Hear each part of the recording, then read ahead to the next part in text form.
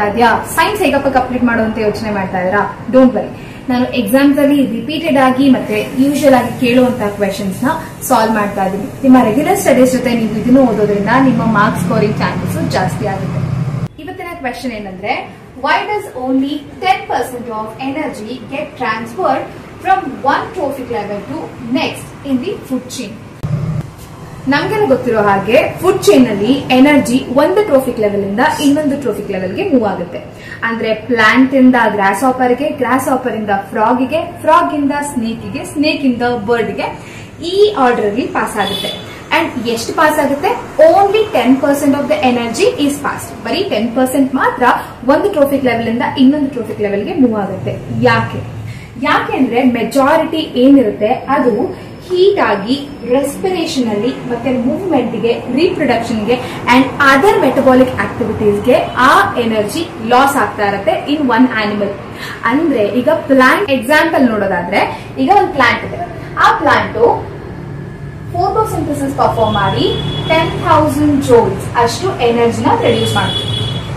ಈಗ ಈ ಫುಡ್ ಎನರ್ಜಿನ ಒಂದು ಬೀ ಕನ್ಸ್ಯೂಮ್ ಮಾಡ್ತಾ ಇದೆ ಅಂತ ಅನ್ಕೊಳ್ಳೋಣ. ಈಗ ಇಲ್ಲಿಂದ 10% ರೂಲ್ ನ ಅಪ್ಲೈ ಮಾಡಿದ್ರೆ ಅಥವಾ 10% ಲಾ ನ ಅಪ್ಲೈ ಮಾಡಿದ್ರೆ ಇಲ್ಲಿಂದ ಬರೀ 10% ಆಫ್ ದ ಎನರ್ಜಿ ಬೀರಿಗೆ ಟ್ರಾನ್ಸ್ಫರ್ ಆಗಬೇಕು. ಅಂದ್ರೆ ಎಷ್ಟು? ಓನ್ಲಿ 1000 ಜೂಲ್ಸ್ ಎನರ್ಜಿ ಬೀರಿಗೆ ಪಾಸ್ ಆಯ್ತು. 10% ಆಫ್ 10,000 ಇಸ್ 1000. ಸೊ ಹಾಗಿದ್ರೆ ರಿಮೈನಿಂಗ್ 9,000 ಎನರ್ಜಿ, 9,000 ಜೂಲ್ಸ್ ಎನರ್ಜಿ ಏನಾಯ್ತು? ಈ 9,000 ಜೂಲ್ ಎನರ್ಜಿ ಅಂದ್ರೆ 90% ಎನರ್ಜಿ ಏನಿತ್ತು ಇದು ಪ್ಲಾಂಟ್ ಯೂಸ್ ಮಾಡ್ಕೊಳ್ತು. ಯೂಸ್ ಮಾಡ್ಕೊಂಡಿದ್ ಹೇಗೆ?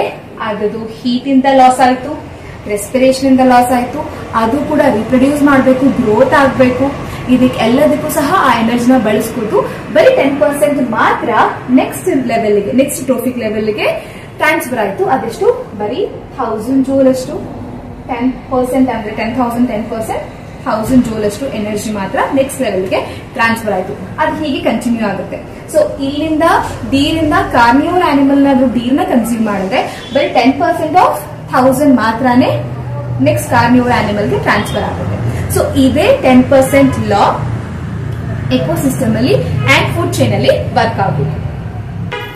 ಇದೇ ತರದ ಎಕ್ಸಾಮ್ ಓರಿಯೆಂಟೆಡ್ ಕ್ವೆಶನ್ಸ್ಗೋಸ್ಕರ ನಮ್ಮ ಚಾನೆಲ್ ನ ಸಬ್ಸ್ಕ್ರೈಬ್ ಮಾಡ್ಕೊಳ್ಳಿ, ಸಪೋರ್ಟ್ ಮಾಡಿ.